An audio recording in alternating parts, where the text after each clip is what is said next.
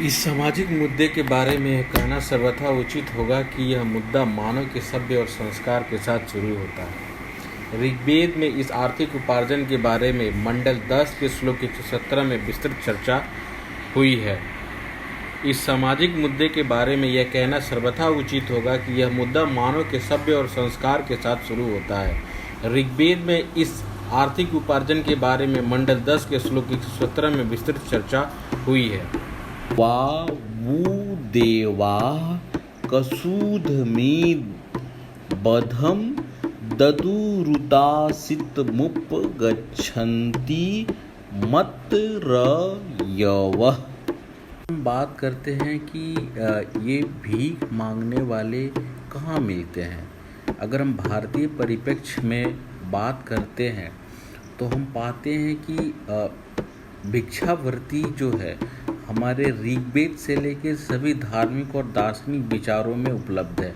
अर्थात भीख मांगने वाले मंदिरों में, गांवों में, चौक चौराहे पर, बाजार हाट, अर्थात वे सभी धार्मिक और आर्थिक उत्पादन स्थल के आसपास मिल जाएंगे।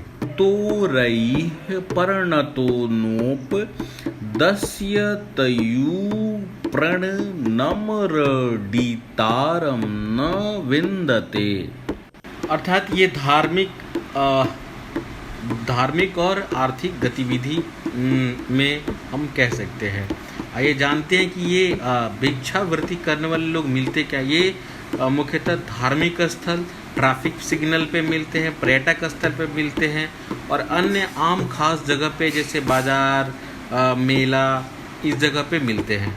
य आंधाय चकमानाय पित्तो अन्नवान सत्रफितायो पज्मुसे। बात कर रहा हूँ भिक्षावृत्ति अथवा भिक्षा की। सुसंस्कृत भाषा में इसको दान भी कहा जाता है, इस्लाम में खैरात कहा जाता है, अंग्रेजी में आम्स बोला जाता है, बौद्ध धर्म में इसकी बात की गई है, सनातन में इसकी बात की गई है, जैन में इसकी बात की जाती है, सिख में भी इसकी चर्चाएं हुई है। अर्थात ये पूर्णतः धर्म से संबंधित हम लोग मान लेते हैं, लेकिन ये एक आर्थिक गतिविधियाँ भी है। आर्थिक गतिविधि के रूप में भी इसको मुख्यतः हम लेते हैं। एषां न विद्या न तपो न दानं ज्ञानं न शीलं न गुणो न धर्मः ते मृत्युलोके भुवि भारभूता मनुष्यरूपेण मृगाश्चरन्ति। आधुनिक पुस्तकों में अगर हम बात करें तो जॉर्ज क्लार्क के द्वारा एक बुक इंटरनेट पर है, a farewell to alms, a brief economy history of the world. Princeton University के प्रेस से छपा है बुक। इसमें बहुत सारी बातें जो है आल्म्स के बारे में बताई गई है। एक और पुस्तक है, उसको देख सकते हैं हम लोग, crisis of Abundance, rethinking how we pay for health care।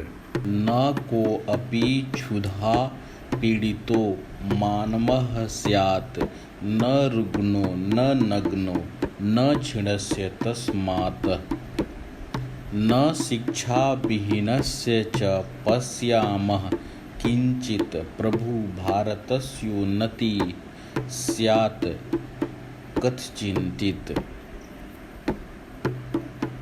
कला के क्षेत्र में अगर बात करें तो लगभग सभी फिल्मों में, सभी भारतीय फिल्मों में जो फिल्में काफ़ी दर्शकों को पसंद आई, उन सब में भिक्षावृत्ति पे कहीं ना कहीं कोई ना कोई दृश्य जरूर लिया गया है। स इद भोजो यो गर्हवे ददातयन्न कामाय चरते करसाए। अगर हम संविधान की बात करें तो भारतीय संविधान के 7वें अनुसूची के राज्य सूची में भी भिक्षावृत्ति पर चर्चा की गई है। Directive principle of state policy के धारा 38 और 39 में भी इसकी बात की जाती है। आईपीसी के धारा 363A में भी इसकी बात की गई है और ये अपराध भी है।